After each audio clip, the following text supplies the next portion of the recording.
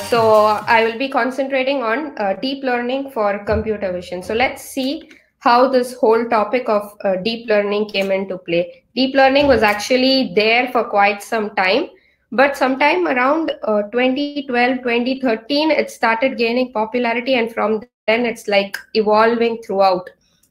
So why is everybody actually excited about this deep learning? There was actually a competition in 2010 where you were given so many images, millions of images, and you had to categorize each image into different classes like aeroplane, automobile, birds. There are thousands of categories like this in which you have to categorize the images. Okay, so the solution to this problem was also done using the traditional computer vision methods. Traditional computer vision was like introduced sometime in 1960s. So they tried to solve it with traditional computer vision methods, but the accuracy was never above 75%. In 2012, they tried to use deep learning and they saw that the accuracy suddenly jumped up to 85%. And from then they tried different methods in deep learning, and they have reached today the accuracy is almost equivalent to human accuracy. It is about 99% accurate. So given an image, the computer can very accurately detect what is there in the image. It is as close as human accuracy. Yeah, so let's understand how the idea of deep learning came about. They were actually inspired by the human brain. You can see, you know that a human brain has got 10 billion neurons, and each neuron is connected to several other neurons, and so many operations going inside your head, so many parallel computations going inside your head. You can actually do a face recognition in 0.1 seconds. Your brain is that fast. So the whole idea here was to duplicate the human brain. Okay, so make a copy of the human brain which can be fed into the computer. Now let's look into one particular neuron and see how it works. So for a neuron inside your brain, it collects all the information through the dendrites. So everything comes in through the dendrites, and then it's all collected in the body of the neuron. And inside the body of the neuron, all the calculations, combinations are done. All the information from different dendrite is combined over there, and then it is sent out through the axon. The information is passed down through the axon to the next neuron. Similarly, they designed an artificial neuron for the computer. So what you can see is you have your inputs, A1, A2, A3, etc. And then you have a body of the neuron where all the calculations will happen. And from the body of the neuron, all the information will go out to the next neuron or given as an output. Okay, so let's actually concentrate only on this part of the neuron, the body of the neuron, because that's most important. So what happens here first is a summation function. The summation function is simply a weighted sum. So you take your input A1 multiplied by weight of A1 and then goes inside, plus input A2 into weight of A2 and then goes inside. Okay, and then you add up all those things, right? But what you see over here is an artificial neuron, and it is not your original neuron inside the brain. So it tends to make a little bit of mistake. To correct all these mistakes, we will use something called a bias term. So this bias term will help you to correct the mistakes that is happening during the summation function.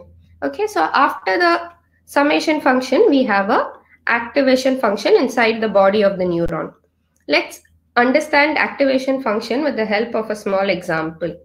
Suppose I'm giving you a very smelly food. This is a smelly food, okay? You can see flies inside it. It's not a nice burger. You don't want to eat it. You don't have the feelings towards it to eat and all. Then maybe if I give you curd rice, you can still eat it. It's not your favorite food, but to fill your stomach, you will eat it because you need food for survival. And then suppose I give you a chicken biryani. The cells inside your brain gets excited and you're tempted to eat it, right? Similarly, the activation function, it will take all the input from the summation, take the answer from the summation and squeeze it between 0 to 1. Okay, which means not active to more active. Something like I don't like it to more like it kind of reaction. Okay, so ideally a activation function will determine the behavior of the neuron inside your artificial neural network. Okay, to tell about it mathematically, I can say that it is a non-linear characteristic introduced into the network. There are several activation functions like these on the side, but you can choose one activation function depending on what your problem is, right? So let's see how all these functions work inside a artificial neural network. For that, let me consider an example of a AND gate. So we have our inputs x1 and x2 for the AND gate and output y. So you in an AND gate, you know that both ones will give you a 1, otherwise it is 0. Let's try to solve this using a neural network. Okay, so we have our input x1, x2. Weight for x1 is w1, weight for x2 is w2. And then we have a bias function, as I mentioned, and then you'll do your summation and activation inside the body and pass on the output. So let's just consider one example over here of 0, 0. Okay, so you have your bias, which is minus 1.5 from here. Then your inputs are 0 and 0. And then you do your summation, which is w1 x1 plus w2 x2 plus the bias, which is 1 into 0 plus 1 into 0 minus 1.5 equal to minus 1.5. Then we will apply the activation function. We are using a sigmoid activation function here. So the formula for sigmoid activation function is this: 1 by 1 plus e power minus z, which is 1 by 1 plus e power minus of minus 1.5 equal to 0.182. If you round off 0.182, it is equal to 0. So you get the solution for your first function, right? Similarly, you can solve all the others with using this neural network, right? So let's see some more examples on this. So, and represent those graphically. What I have done is marked my 0, 0, 0, 1, 1, 0, and 1, 1 in the graph, where green represents 1 and red represents green. Sorry, red represents 0. Similarly, our XOR function, where both zeros is 0, both ones is 0. So I have red and red. Otherwise, it is green. Okay. To solve a AND gate, all you need to know is the equation of one such line. And you can say that anything below this line is a red and anything above this line is a green. So this problem is solved very easily. How about a XOR gate? If I fix a line over here, this red is in the correct section, but 1, 1 is in the wrong group, right? Or if I fix a line over here, this one is 1, 1 is in the right group, but 0, 0 is in the wrong group. Why is this so? It's because AND gate is linearly separable, whereas an XOR gate is not linearly separable. So how do we solve this XOR gate? Actually, a neural network can solve even this non-linear problems, right? Let's see how to do that. Quite simple. We can add another hidden layer over here. So we have our input layer, we have our output layer, and in the middle, we will add some more neurons and we will call it hidden layer. So let's see the solution for our XOR gate. Okay. So we have our inputs x1 and x2, and in the hidden layer, we have two neurons called H1 and H2, and then it goes to the output Y, which is in your output layer. Okay, and we have our weights from x1 to H1 as 20, x1 to H2 as minus 20, and the bias minus 10. Similarly, we have all the weights and bias. Okay, so let's see just the first example on how to solve it.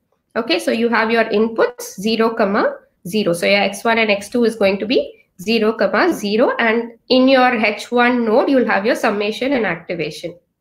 So for your summation, you have 20 into 0 plus again 20 x2 into 20. So 20 into 0 minus the bias term, which is minus 10, equal to minus 10. And when you apply the sigmoid function of 1 by 1 plus e power minus z, you will get 0.0004, and if you try to round it off, it is equal to zeros, right? Now let's solve the H2 function, H2 neuron. Okay, so you'll have minus 20 into 0 plus minus 20 into 0 plus the bias 30 equal to 30, and sigmoid of that is equal to 1. Now both these answers of H1 and H2 will go to the neuron Y, which is your output. Okay, so we will have 20 into H1, which is 0, plus 20 into H2, which is equal to 1. So 20 into 1 minus the bias for Y is minus 30, which is equal to minus 10. And sigmoid of minus 10, we already have the answer over here, which is equal to 0. So you get the answer Y equal to 0 for the input 0, 0. Similarly, you can get the solution for all the others. Let me not go through each one of these. You can try it yourself. Okay. So this is how a complex neural network is solved when you have when it is not linearly separable. Okay, by adding a hidden layer. Now, suppose I give you a even more complex problem. Suppose you want to buy a house, and before buying the house, you want to know what is going to be the price of the house after 10 years. Is it improving or is it going bad? Should you buy the house or not, right? So for that function, for that problem, you will actually have your inputs as area of the house. I mean the size of the house, which location it is, how many bedrooms are there, in which floor it is, whether you have lift to reach your house, etc. And your output is going to be the price of the house after 10 years, okay, which would be some X lakhs or crore, right? So how do you solve these complex problems? So for a little complex problem, you added a hidden layer, right? So if the problem gets more and more complex, how would you solve it? Well, the solution is that you can add more neurons in the hidden layer. Okay, that is one solution. Or if the problem is even more complex, very complicated, you can add many hidden layers with several neurons. Okay, since the first one has got only one hidden layer, we call it a simple neural network. And this one, since it has many hidden layers, you're going very deep inside the neural network. Okay, so we call it a deep neural network. Okay, so now when you look into computer vision, this is also a very complicated problem, right? Because you have to see the image and the computer should understand whether it is a cat or a dog or a donkey inside the image, right? So that is also very complicated. So we will use a deep network over here, right? Let's see how to do it. Okay, let's start with this image. When I show you this image, what you will see is there is a person standing with a long black coat. He's holding a camera with a tripod stand, etc. You see all this. But if you show it to the computer, all it sees are numbers, a set of numbers. Okay, so what are these numbers? So ideally, if you show any picture to a computer, it is represented in the form of a matrix where all the values inside the matrix are pixels. Okay, so people who are interested in photography should be knowing what pixels are, right? So all these pixels have got values between 0 to 255. So if you take a matrix over here like this into a computer, all the values are going to be only between 0 and 255. And the values are such that the higher numbers, the numbers close to 255 are the very bright colors like white. And the numbers close to 0 are going to be dark colors like black. Okay, now let's look into what we can do with this.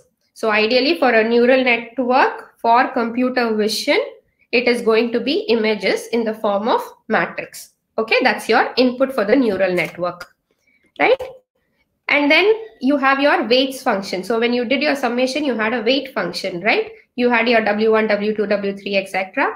Similarly, when you have a matrix as your input, we will use something called a kernel, which is again a smaller matrix. Okay, so your weights inside of W1, W2, W3, you will be replacing it with small matrix. And what are these matrices? These matrices are not just random numbers inside them. It actually represents some features. So if you see, the first one has got zeros in the horizontal, which means it can find all the horizontal lines in your image.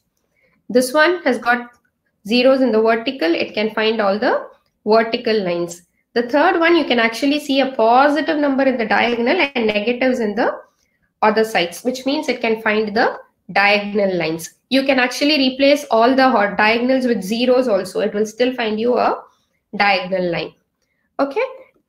Now let's see how the summation function works inside the neural network when it comes to computer vision.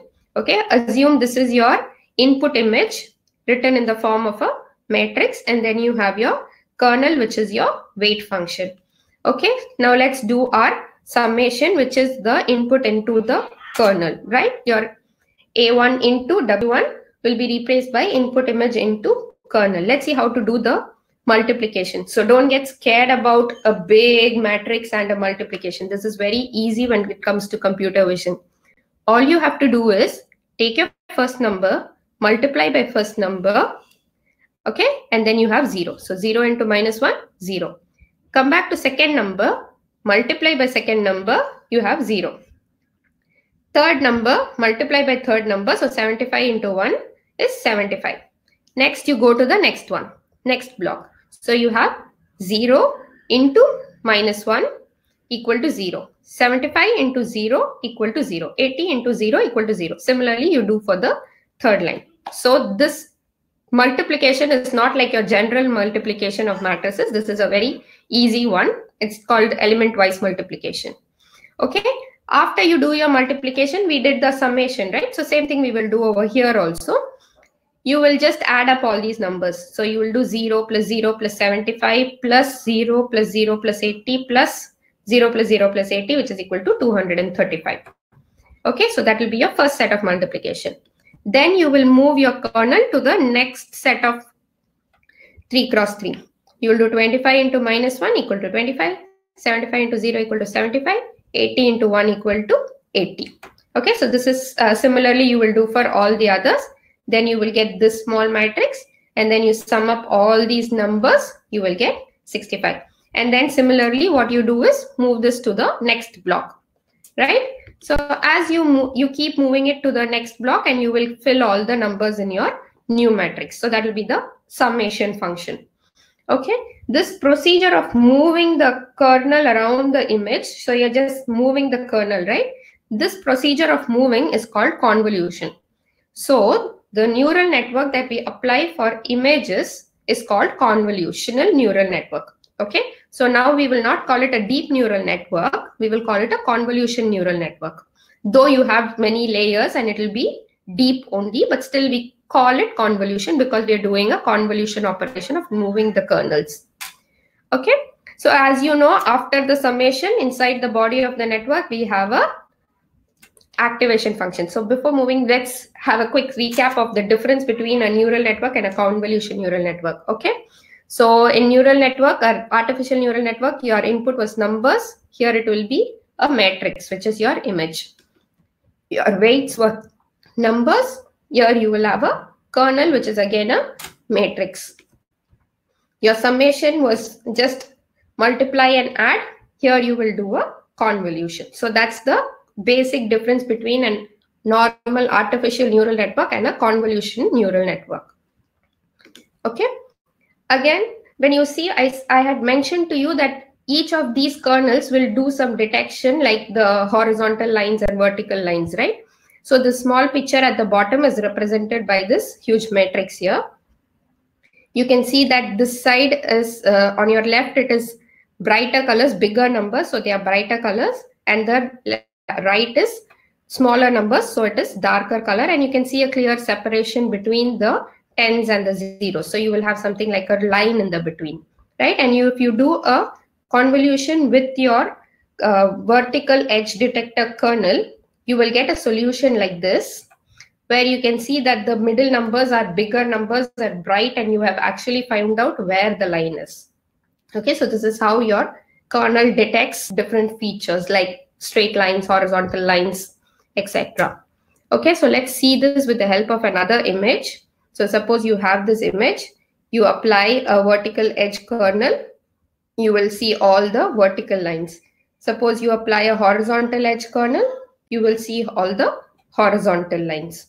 Okay, so let's move on to activation function. Similar to artificial neural network, you have a activation function in the CNN also.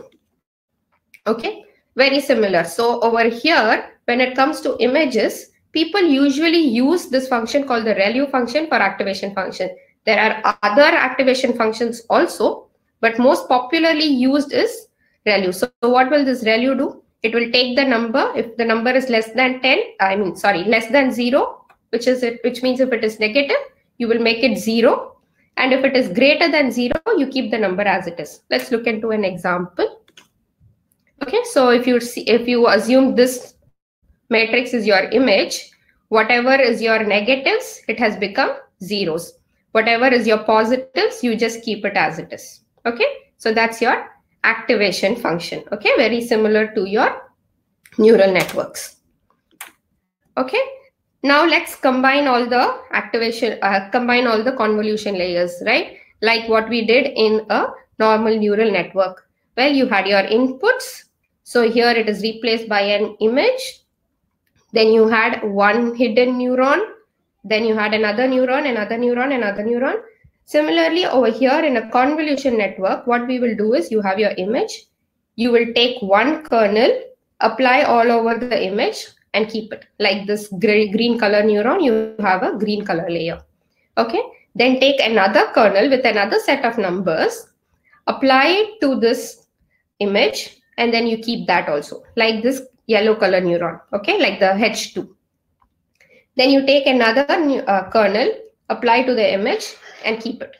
Take another neuron, another kernel, sorry, apply to the image and keep it. Okay.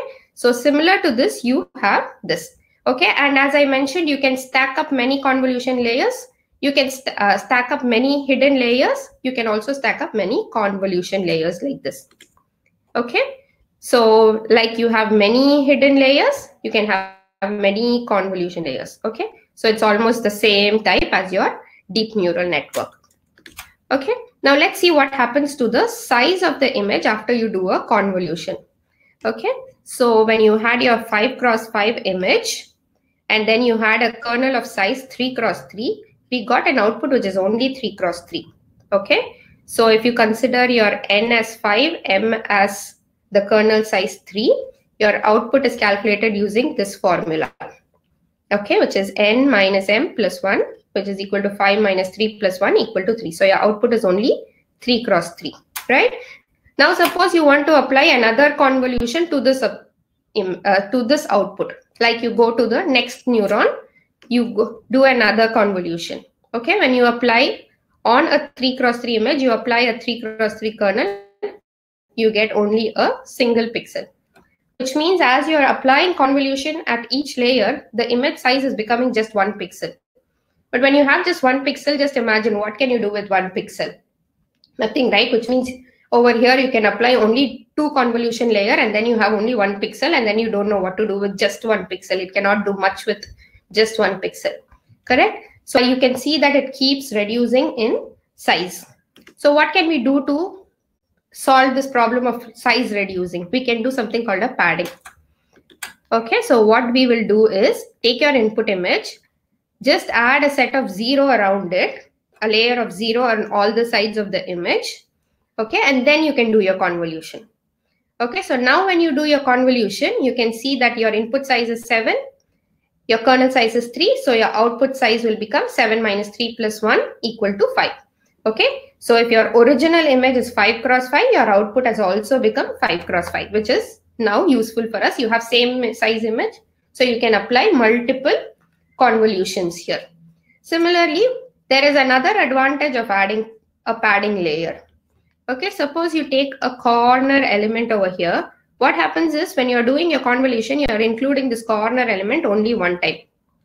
But if you take a element somewhere in the middle, consider the 75 and you do a convolution, you will see this 75 is repeated 4 times, which means the numbers in the middle are getting more importance. They are repeating again and again, but numbers in the corner are not getting more importance.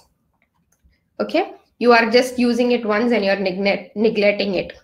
So what happens is in your padding, after applying a padding, you will see that the 0 has also become this corner cell 0 has also become a intermediate cell, which means this will also get repeated 4 times. So all your cells are getting equal importance like before. Okay. So after this padding, let's actually do a quick recap of all that we saw now. Okay. So that you don't get confused a bit. So you have your input image. Then you want to retain your the size of the image. So you will apply a padding to it. Once you apply your padding, you will do your convolution and get your output. And then on the output, what will we do? After this output is like a summation. So after this, you will do a ReLU function, which is a activation function. Okay, so you will get the positives are all same, negatives have all become 0. So this is the procedure you will do inside a convolution. Input, then add a padding, convolution, and then activation. So without any change, this is going to be the steps. Okay, now after we have done the activation, what will happen to this? Okay, this is a very important note I wanted to make to you. Don't assume that the image is always 5 cross 5. It can be any size. But what we do is usually take a square matrix, 28 cross 28, 1024 cross 1024, and never 1000 cross 500. No. Why? Because your computations, your calculations will be easy. Similarly, like what you do with a pen and paper, you have a square matrix, calculations are easy. A rectangular matrix, it is not so easy, right? Same thing. Similarly, for kernel also, you can have any size. I showed you examples of 3 cross 3, but you can have a 5 cross 5, 7 cross 7, etc. Again, we use a square matrix so that the calculations are easy. Okay, that's the whole point over here.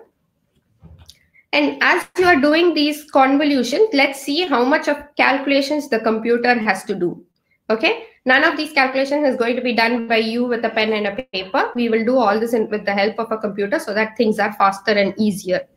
Okay, so when you have to calculate how many calculations are going on inside, you have the size of the image, then you have your kernel size and the number of kernels. These number of kernels are the neurons in each hidden layer. Okay, so you can calculate the number of calculations using this formula, n minus m plus 1 into n minus m plus 1 into the number of kernels k.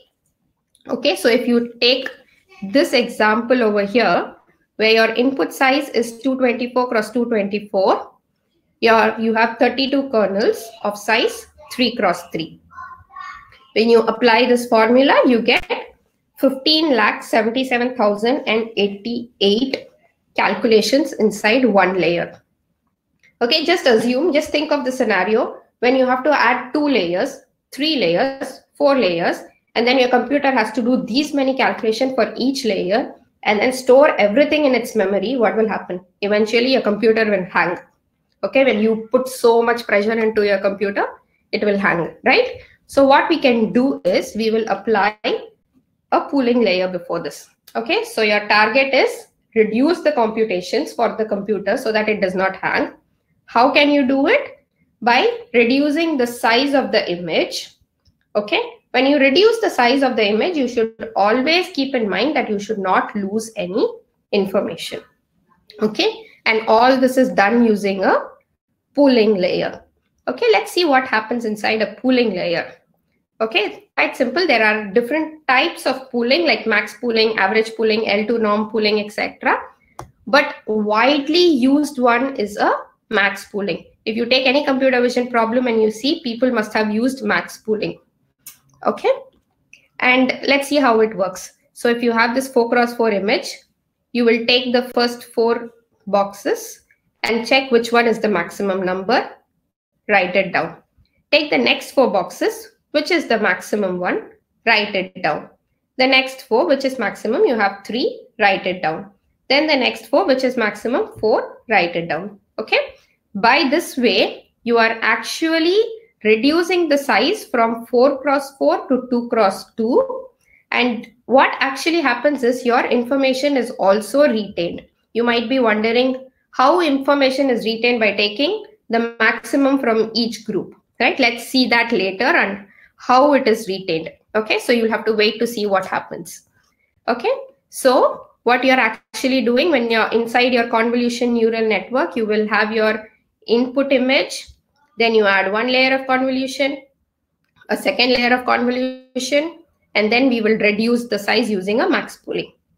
Again, you add another layer of convolution, another layer of convolution, max pooling, and reduce the size. Similarly, 3 convolution, max pooling, 3 convolution, max pooling. Okay, and when you come to the end over here, you have done a lot of calculations, collected a lot of features. Okay, like features here suppose I did some horizontal lines detecting, vertical lines detecting. I have computed everything, and then I've kept it over here.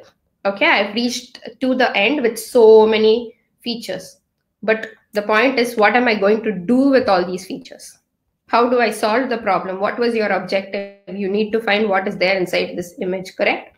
So that's the whole problem, right? What can we do over there is just add a fully connected layer. This fully connected layer is simply a artificial neural network.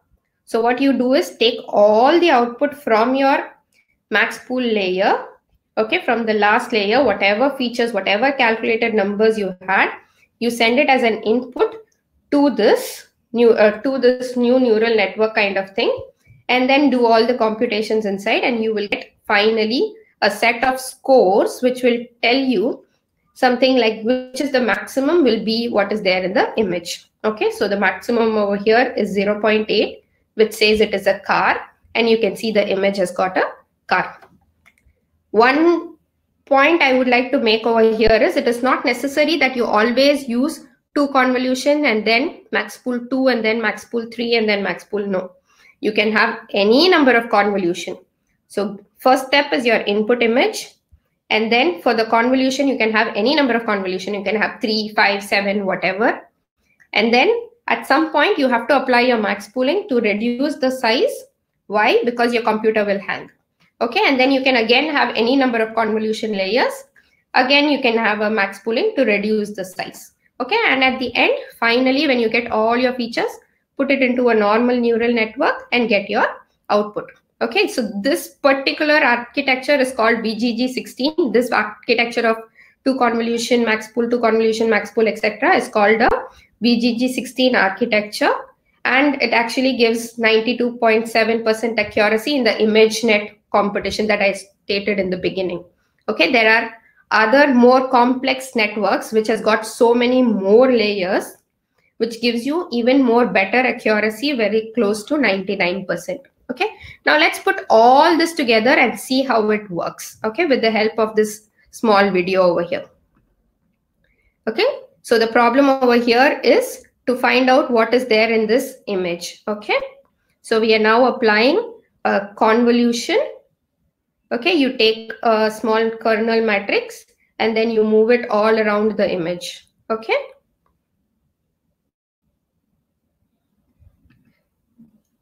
oh,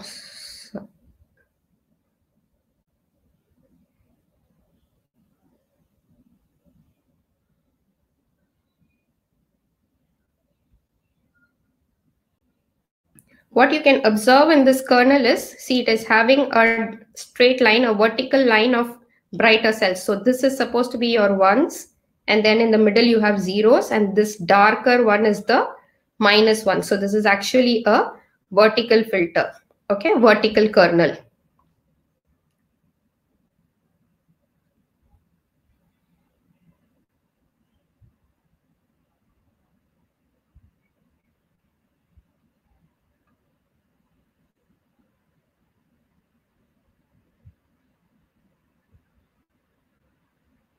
Okay, so after your first convolution, you're applying another convolution, where here we are using a horizontal filter.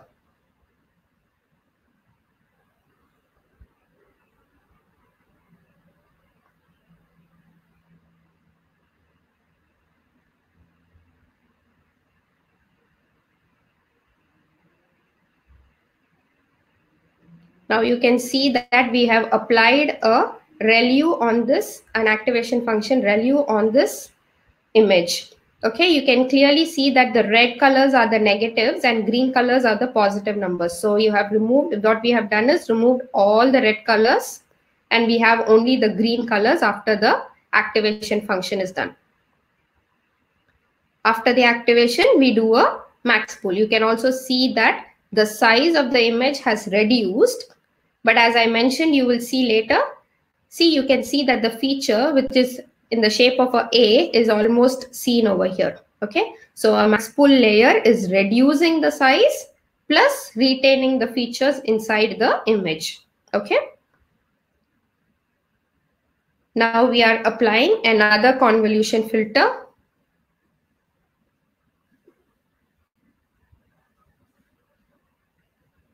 And then we apply one more convolution filter.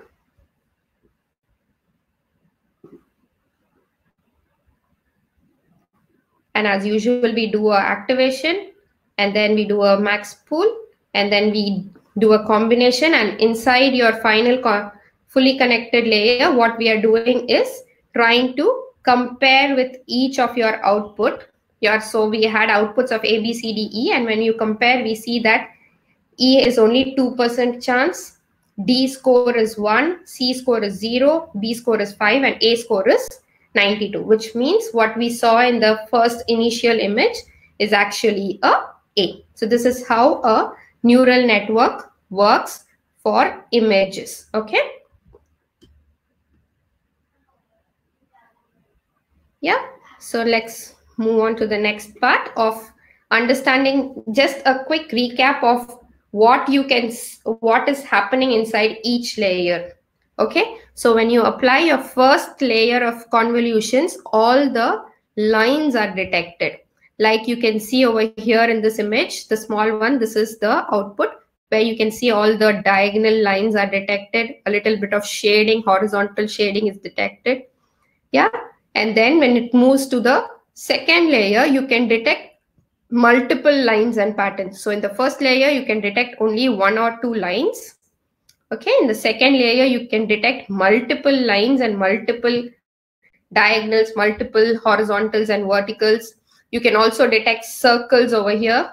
And somewhere in the corner, you can see that you have detected even edges, right? The corners of images. Okay. Then when you move on to your third layer, you can detect combinations of what you saw in the second layer. So in the second layer, we saw only lines, correct? So in the third layer, you can see combinations of lines, which will give you all these honeycomb kind of patterns, these crisscrosses, and you can like see these wheels are also detected. Maybe also partially you can detect person also. So when you do a 3 convolution layers on an image, you can actually identify whether there is a person or not, right? Quite easily you can identify whether there is a person inside or no. Right, when you go on to the fourth layer, we can see that we can identify dog faces and more complex patterns. So as you add more and more layers, what will happen is the convolution neural network will be able to find more and more features. And with those more and more features, it will be able to tell you what exactly is there inside your image. So after the fourth layer, when you come to the fifth layer, you can almost see that I can see dogs over here. You can see a little bit of human faces, and then cats here, eyes, right? So as I mentioned, adding more and more layers, you will get more and more information. Okay. So let's look into, before we finish, some simple applications of all these, what we learned. So similar, actually, you can do any combination of convolution and pooling layers, and you can build any complex neural networks. And with those complex neural networks, you can actually do so much more. Computer vision is actually whatever a human can see, you can make a computer see. So that's about computer vision in general. Okay, so most recent application you can see is the temperature screening, which is used mostly in airports recently for the COVID-19 screening.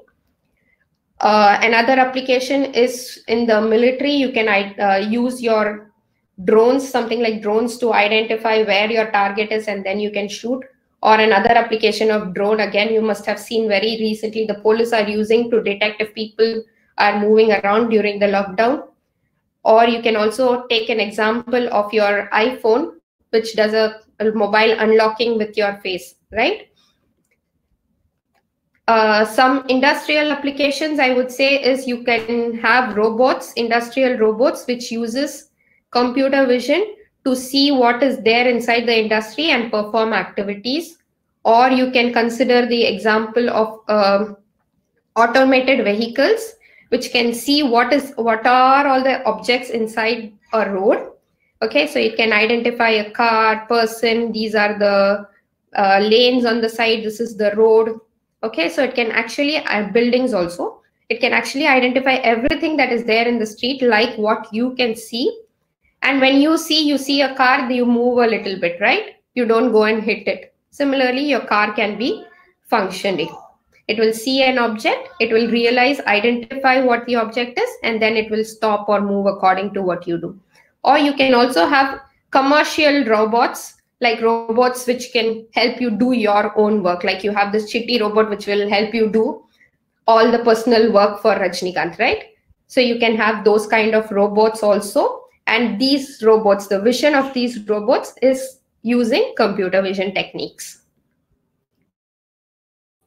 The other commercial applications are, you can actually detect what this, you can use your Flipkart or Amazon app to just take a photo of something and find similar products. If you don't know how to search, if you want to get a white color t-shirt or a gray color t-shirt with stripes on it and you don't know how to do it, you just take a photo of somebody wearing it and put it inside your Amazon. It will find out all the characteristics all by itself.